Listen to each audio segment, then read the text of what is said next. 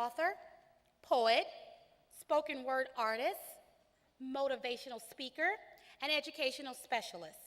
He has been writing and performing spoken word and delivering speeches for more than 10 years.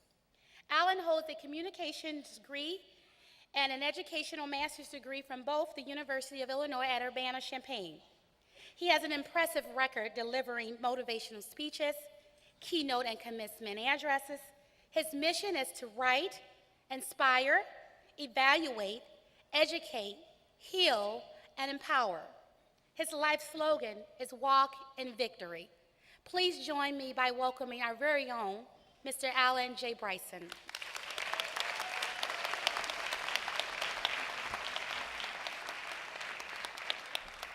Good evening, everyone. Good evening. Good evening. Thank you for having me. First of all, I'd like to acknowledge our distinguished panel here. I'd like to acknowledge Dr. Paula Mears, our chancellor, and Dr.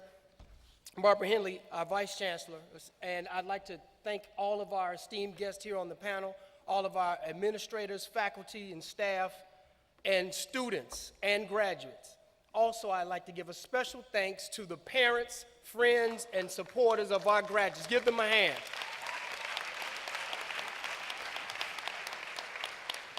I'd also like to give a special thanks to the African American Academic Network. They have done some incredible things on this campus and working with our students, and I'm more than happy to work with them and thankful that they invited me out to speak to the graduates. But let me say, congratulations to the class of 2010.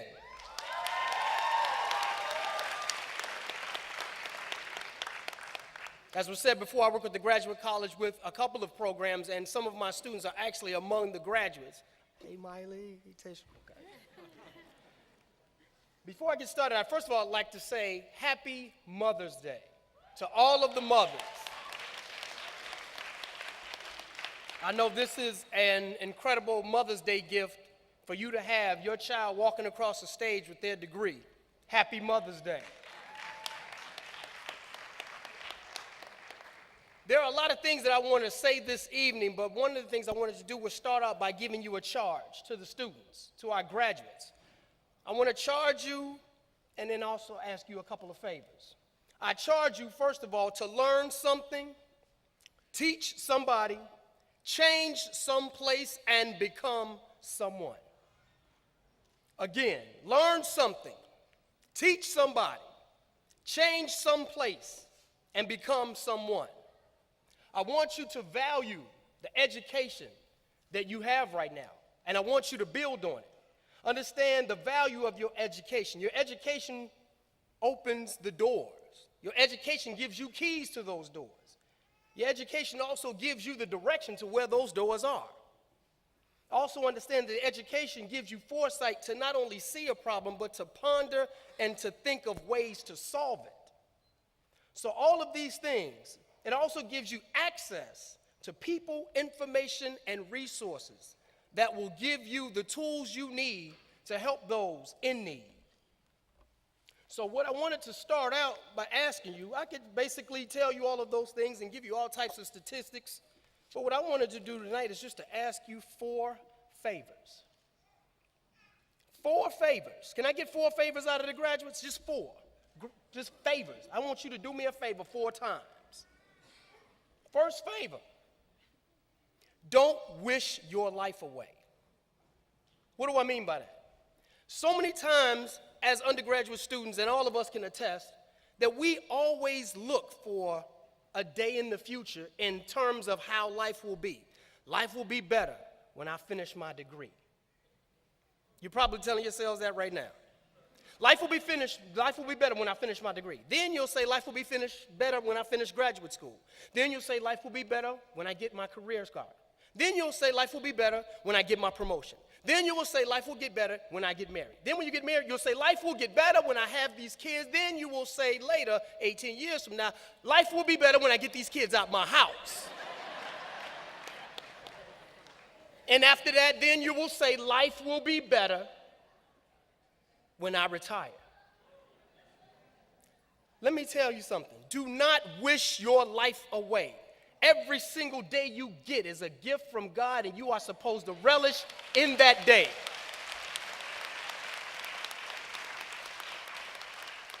So I don't want you to spend countless hours imagining how great life will be once you get or once you do. Value and embrace every single day that you get. Enjoy right now. Also understand that your right now is preparing you for tomorrow. There are some things that are happening to you right now that have happened to you in your 4 years that 4 years from now you would not be able to handle without that trial and tribulation of these past 4 years, or 5, or 6. Something. Finish line is what's important. My second favor, is that okay? That first favor, is that okay? Can you do that for me? The second favor is to develop your mission statement.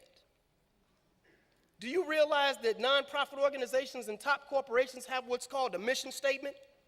Why don't graduates and students at a university of higher learning have a mission statement?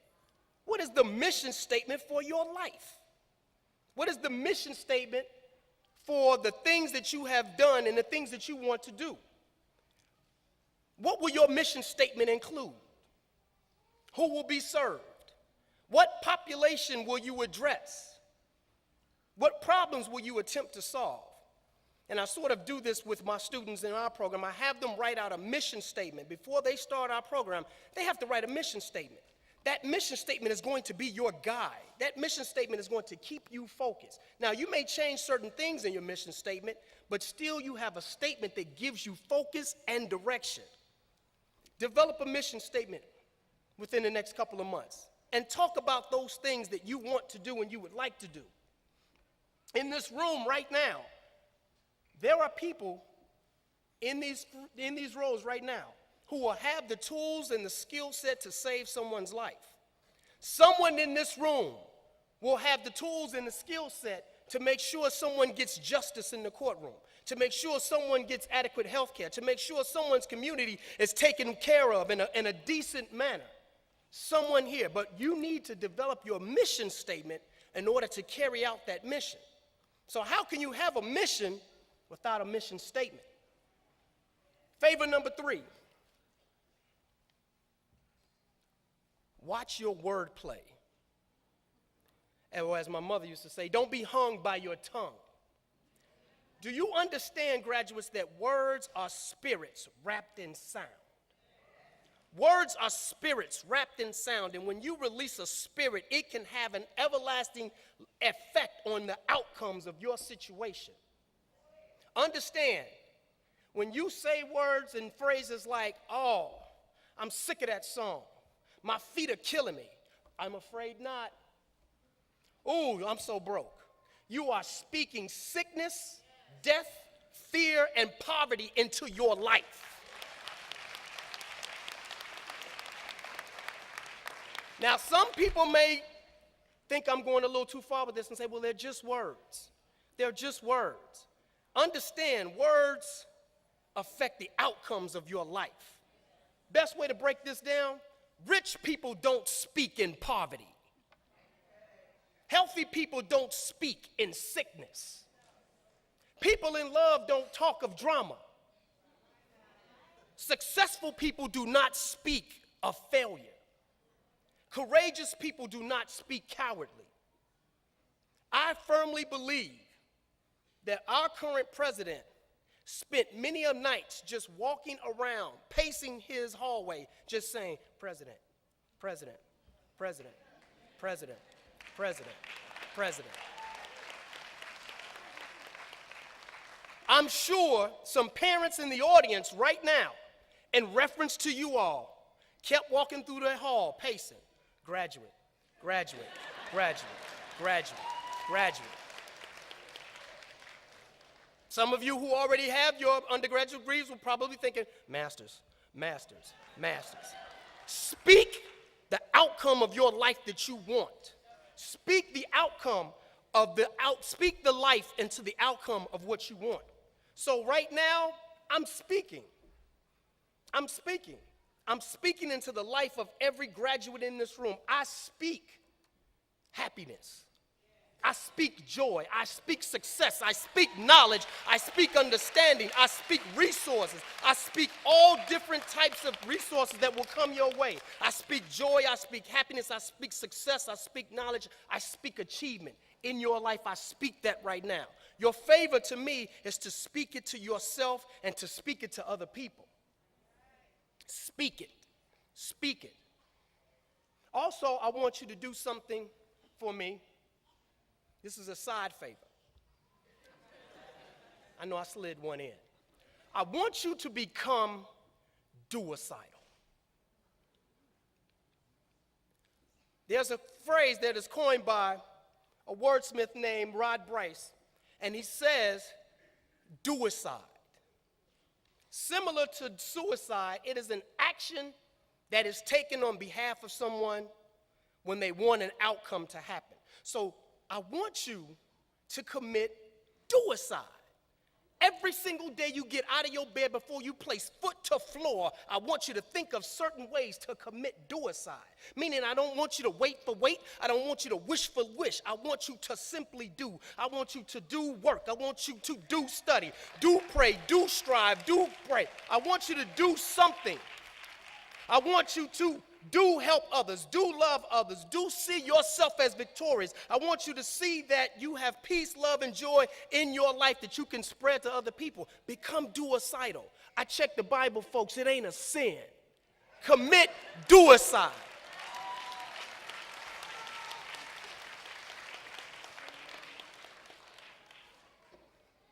The last favor I have to ask of you is to understand, simply understand this. Parents, you may not like when I say this to your child, but it's the truth, and you'll support me when I explain myself. I want you to understand one thing, graduates. It's not about you. Do you understand the words that I am saying to you? It is not about you. I know we bring you flowers and take pictures and say congratulations, but understand this is not about you. I realized that it wasn't about me when I got married. I realized that. Took me a while, but yeah, I got it. But understand that it's not about you. It's not about your degree. It's not about your achievement. It's not about where you're going after this, what graduate school you're going to. It's not about what corporation you're joining. It's not about what organization you're a part of. It's not about your degree or your Fortune 500 company. It's not about your travel. It's not about your weekend plans. It's not about what you're doing after this. It's not about your church. It ain't about your pastor. It ain't about your kids. It ain't about your friends. Do you know what this is all about? All of this is about what are you going to do to bless someone else's child. That's what this ceremony is about. We are celebrating the fact that we have an achievement, but we also relish in the fact that this achievement is not about you. There are people waiting right now for your expertise, for your compassion, for your love, for your understanding, for your expertise. They are waiting for you. There are people right now waiting for you to make sure that they have a brighter day tomorrow than they had yesterday. So understand, as we say congratulations, understand that this is not about you. It's about what are you going to do to make sure that we contribute to the to the generations after us, as was said earlier. Understand, let me put it this way. Everybody know what a potluck is? A potluck. Anybody know what a potluck is? For those of you who may not understand, let me explain it. A potluck is a gathering when people bring different dishes that they've made with their heart and their soul, and they want to share it with the group. Now, understand, what you bring to the potluck will determine how you are remembered. So if your name is Brenda, and you brought some brownies, and they made everybody sick,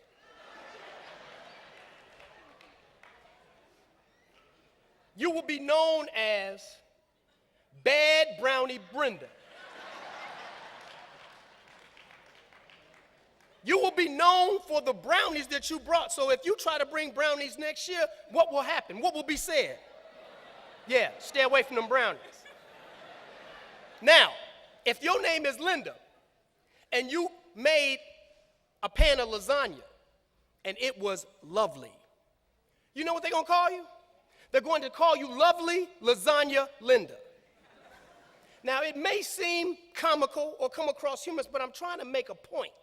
My point is the things that you bring to the table of life are going to be the dishes that the people consume. And as with everything that we consume, it can either help or hurt. It can either heal or harm.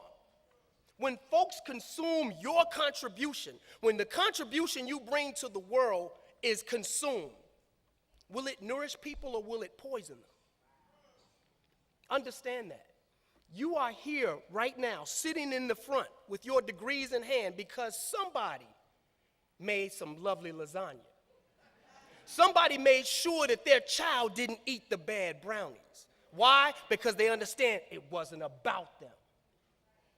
So what I want you to do is to, if nothing else you remember tonight, understand two things. One, it's not about you. Two, what is going to be the dish that you bring to the table of life? What will be your dish? What will the people consume from your name? What name will be associated with you? What product, what dish, what theme, what invention, what cause? What will be remembered by what you bring to the table? That's what this is about. So in closing, I wanted to say thank each and every one of you. Thank you, AAAN, for having me. Thank you, all of the UIC faculty, staff, and administrators, and I wish you all Godspeed. Congratulations, graduates.